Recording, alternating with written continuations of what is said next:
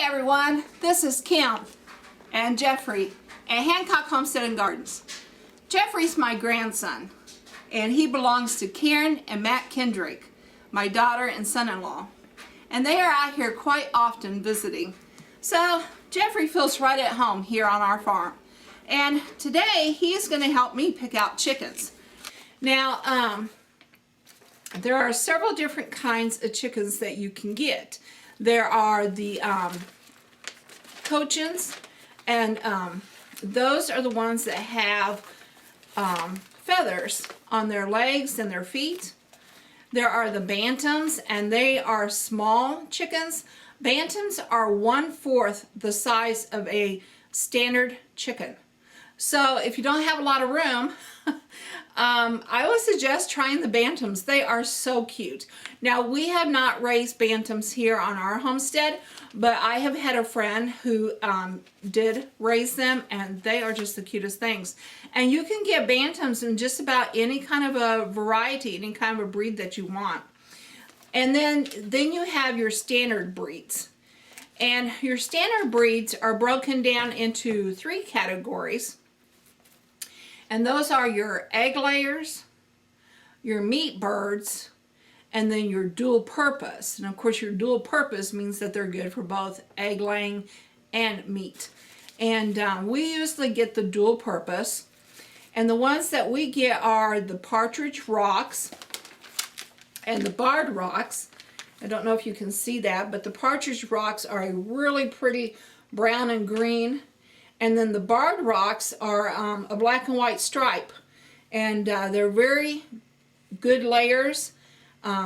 We have not used them for meat, but we have a neighbor in 4-H that has. And she's the one that recommended those to us. And she says they make very good fryers.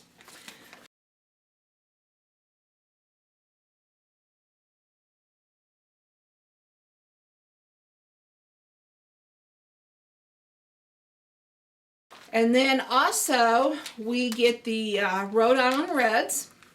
They're also a dual purpose bird.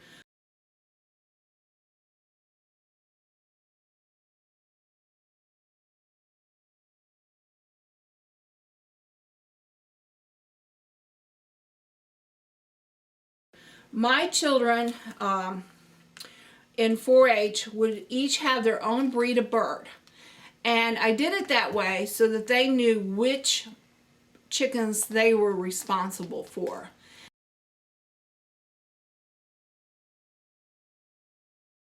And my son always raised the barred rocks, the black and white stripes.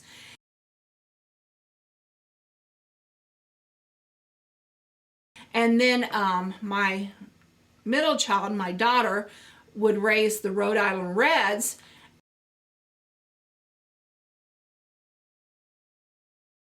And then my youngest daughter raised the partridge rocks.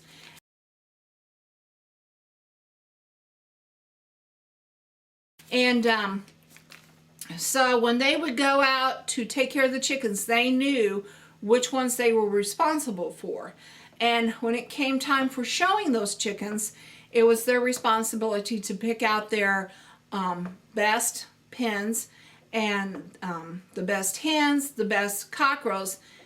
Well, let me rephrase that. The best pullets and the best cockerels to make a pen of 3. And then their best hens. And it was their responsibility to choose the best ones to show. So they knew which ones that they had to take care of. And then we had the buff Orpingtons. And for any homesteader, I highly recommend buff Orpingtons because they are a very gentle bird.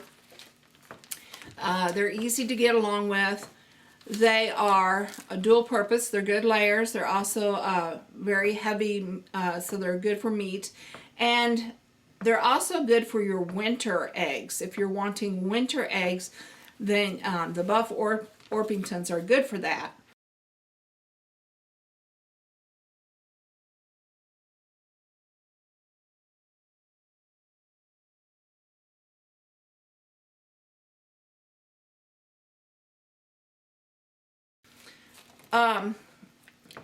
there always seems to be this debate as to whether chickens will lay eggs during the winter and what causes that.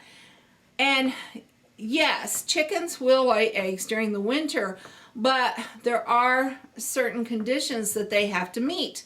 And one of those is what type of breed you get.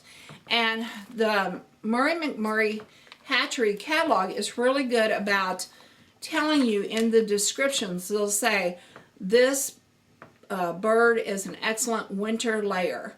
And so then you know which birds you can count on to lay you those winter eggs. Okay, and those are my top 4 picks for birds. The Partridge Rocks, the Barred Rocks, the Rhode Island Reds, and the Buff Orpingtons. Now, there are a lot of other good chickens. We also raise the sex-links, but those are our top 4 for this year. If I had the money, the budget, I would be raising all of these chickens. I love chickens. They are just so much fun to watch. They're so much fun to be around. They just add so much enjoyment to my life that I would just have, I think, 1 of every kind or 2 of every kind. But, you know, your budget only goes so far. So we narrowed it down to those 4. Now, we are also going to do ducks. He wants to raise ducks. And the ducks that we're choosing are going to be the white pekin ducks.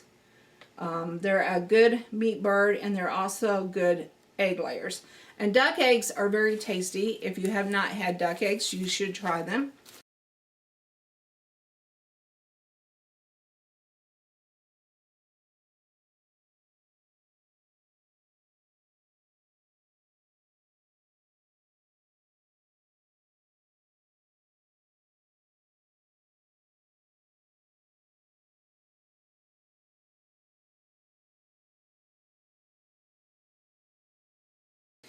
And what we're going to do is, besides the white pekin,